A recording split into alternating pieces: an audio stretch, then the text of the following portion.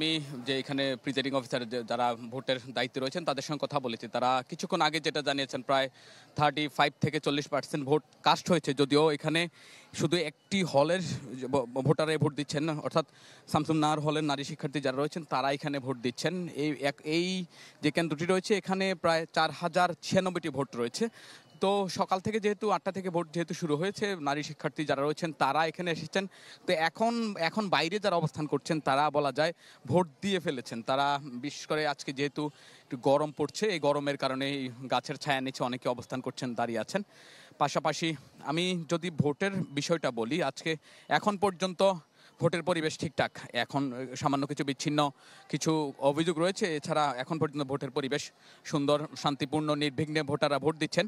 পাশাপাশি অনেকেই নতুন ভোটার যারা রয়েছেন তারা অনেক উচ্ছ্বাসের সঙ্গে এবং আগ্রহের সঙ্গে ভোট দিয়েছেন এবং উচ্ছ্বাস প্রকাশ করেছেন। কিন্তু কিছু অভিযোগ করেছেন যে আসলে ভেতরে, ভোট কেন্দ্রের ভেতরে যে ভোট দেওয়ার সময়টা কিছুটা এই প্রসেসিংয়ে দেরি হচ্ছে। বিশেষ করে একজন ভোটার ভোট দিতে 4-5 মিনিটও লাগছে, এমন অভিযোগ করেছেন অনেকে। যদিও বলা যাচ্ছে এক একটা প্যানেলে মানে যেহেতু বেশি সংখ্যক প্রার্থী রয়েছে হয়তো ভোট দিতে দেরি হচ্ছে। এছাড়া পুলিং এজেন্ট কম বলা হয়েছে।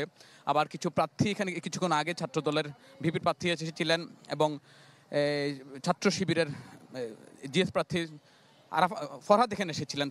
তারা বলছেন যে শান্তিপূর্ণভাবে এখন পর্যন্ত ভোট হচ্ছে। যদিও ফরহাদের পক্ষ থেকে কিছুটা অভিযোগ করা হয়েছে যে এখানে অন্য প্রার্থী যারা রয়েছেন তারা এই ম্যানিপুলেট করার চেষ্টা করছেন এবং ভোটারদের ভোটের যে নিয়ম সেটি ভঙ্গ করছেন। পাশাপাশি আমি যদি সাধারণ ভোটার থেকে প্রার্থী সবাই একটা কথাই বলছেন, পরিবর্তিত পরিস্থিতিতে যেই গণতান্ত্রিক পরিবেশ ফিরে আসার কথা বলছেন এবং ভোটাধিকার প্রয়োগের কথা বলছেন, এই ডাকসু নির্বাচনের মধ্য দিয়ে সেটি প্রতিফলিত হবে।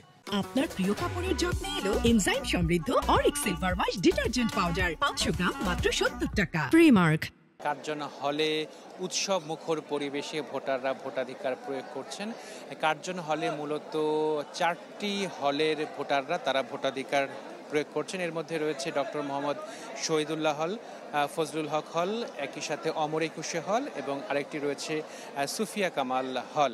এবং আপনি দেখতে পাচ্ছেন যে শহীদুল্লাহ হলের যে কেন্দ্রটি রয়েছে তার সামনে একটি ব্যারিকেড তৈরি করা হয়েছে, যেখানে ব্যারিকেডের বাইরে কিন্তু আসলে যারা প্রার্থী রয়েছেন তারা অপেক্ষা করছেন। যারা ভোট দেবার জন্য এই ব্যারিকেড দিয়ে ভিতরে ঢুকছেন তাদের কাছে সবাই কিন্তু ভোট প্রার্থনা করছেন যাতে তাদের পক্ষে ভোটাররা ভোট দেন।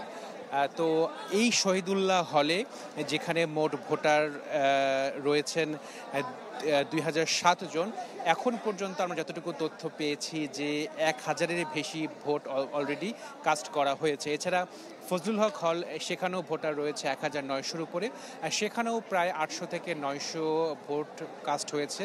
এছাড়া অমর একুশে হল, সেখানেও প্রায় 1900-র মতো ভোট রয়েছে, সেখানেও 800-900-র মতো ভোট কাস্ট হয়েছে। অর্থাৎ বলা যায় যে ভোট প্রদানের হার কিন্তু সন্তোষজনক রয়েছে বলে রিটার্নিং কর্মকর্তারা বলছেন। তবে এখানে একটি ঘটনা ঘটেছে, যেটি হচ্ছে অমর একুশে হলে যে কেন্দ্রটি রয়েছে সেখানে দাবি করা হচ্ছিল যে পূরণ করা একটি ব্যালট পেপার পোলিং অফিসার প্রার্থীকে ভোটারকে দিয়ে দিয়েছিলেন, এমন একটি অভিযোগের প্রেক্ষিতে রিটার্নিং কর্মকর্তাকে তাকে কিন্তু প্রত্যাহার করে নিয়েছেন।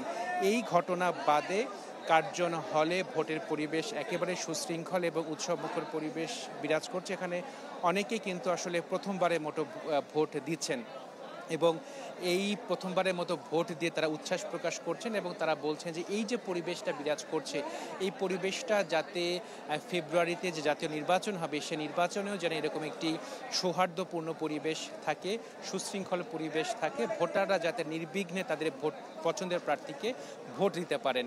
তো আমার সহকর্মী শাহনেওয়াজ বাবলু তিনি বলছিলেন যে আসলে বিচ্ছিন্নভাবে কিছু অভিযোগ রয়েছে। তো ওই বিচ্ছিন্ন অভিযোগের বাইরে পুরো ভোটের পরিবেশ কিন্তু বলা যায় যে স্বাভাবিক রয়েছে, সুষ্ঠু রয়েছে এবং 8টা থেকে ভোট গ্রহণ শুরু হয়েছে, বিকেল 4টা পর্যন্ত চলবে।